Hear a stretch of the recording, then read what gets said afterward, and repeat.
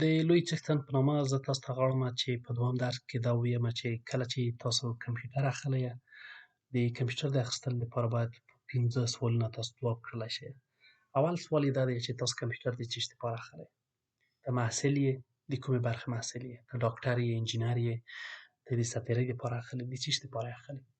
دا ډېره مهمه پوښتنه ده. د دې په خاطر نه چې ته یې ولې اخلې، یعنې ولې مطلب مې په داسې شکل باندې چې تاسو پرې خفه شئ، نه. د تاسو نه دا پوښتنه ځکه کومه چې د دې ولې ځواب د تاسو قیمت معلوموي، د دې ولې ځواب د تاسو د کمپیوټر کیفیت معلوموي. نو دا پوښتنه مو چې کله ځواب کړله چې تاسو دلیل یې څه دی، دوهمه پوښتنه مو دا وي چې تاسو څومره حافظه غواړئ یا رم د کمپیوټر باید څومره وي. په معمول شکل د 8 نه نیولې تر 14 پورې او په ځینو ځایو کې 32 هم ما لیدلي دي. دا د دې موقته حافظه وي. په هر اندازه باندې چې رم ډېر وي په همغه اندازه باندې کمپیوټر تیز وي. صحیح شو؟ څومره دایمي یا اوږدمهاله حافظه ولري. SSHD یا سالید سټیټ هارد ډرایو یې څومره وي. معمول د په لپټاپو کې چې اوس روزي 15 وي، په ډیسکټاپ کمپیوټر کې چې وي 128 2500 1500 UTB مختلف سایزونه وي چې په هر اندازه زیات ظرفیت ولري یا SSHD ډېر وي په همغه اندازه باندې د تاسو ډېر ډاکومنټ او فایلونه پکې اچولی شئ په خپل کمپیوټر کې. څومره پروسیسر ته اړتیا لري. که چیرې تاسو په دفتر کې کار کوئ مثلا دفتري وظیفه هم وي، کور آی 3 یې د ټیټ لیول دی، یعنې که چیرې تاسو شروع کوئ د کور آی 3 نه ټیټ لیول وانخلئ د دې په خاطر چې کمپیوټر هم ضعیف وي، پروسس یې ډېر په حساب په نرمه باندې په مخ ځي، نو تاسو ورسره په تکلیف کې یې.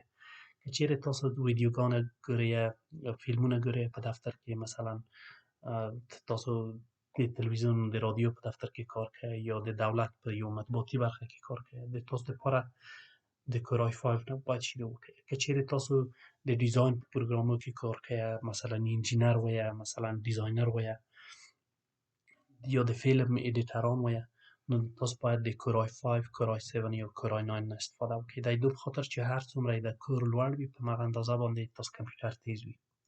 دا بله خبره. پنځمه خبره چې ده هغه دا ده چې تاسو په کوم لیول باندې ګرافیک غواړئ. په هر اندازه باندې چې تاسو کمپیوټر ګرافیک لوړ وي په همغه اندازه باندې تاسو کمپیوټر دغه ویډیو او دغه تصویر یې ښه ښودلی شي.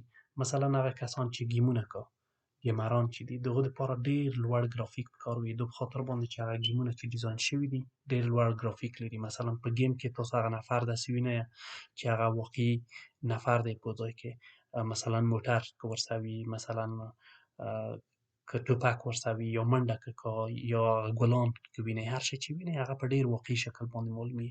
د دې په خاطر باندې چې د هغو ګرافیک ډېر لوړ دی. نو د تاسو کمپیوټر ظرفیت هم باید همدومره لوړ وي. که چیرې کمپیوټر ظرفیت لوړ نه وي اول خو امکان لري چې تاسو هغه ویډیو یا هغه فلم هر شی چې وي هغه پلی نشئ کولی او که چیرې پلی کوي په ډېر ټیټ کیفیت باندې به پلی کوي. نو دغه 15 پوښتنې چې تاسو ځواب کړئ بیا وروسته یې وکړئ چې تاسو د خوښې وړ کمپیوټر پیدا کړئ او هغه واخلئ. د محصلینو لپاره په معمول شکل په خلاف د انجینرۍ نه په نورو مسلکونو کې چې وي د دونه په انجینرۍ کې معمول تاسو د کور آی 5 نه لوړ باید واخلئ د دې په خاطر چې د آټوکاد پروګرام حداقل استفاده کوئ. په نورو مسلکونو کې په کوم ځایو کې چې ډېر غټ سافټویر او درانه سافټویر نه استفاده کیږي تاسو کیدلی شي عادي کمپیوټر هم واخلئ چې ورځني ژوند کې استفاده ترې وکړئ که کور آی 3 هم نه وي. نو دم په یاد وي چې د کمپیوټر د اخیستلو په وخت کې د 15 سوالونه ځواب کړئ او خپلې خوښې ته وګورئ د خوښې وړ کمپیوټر مو واخلئ.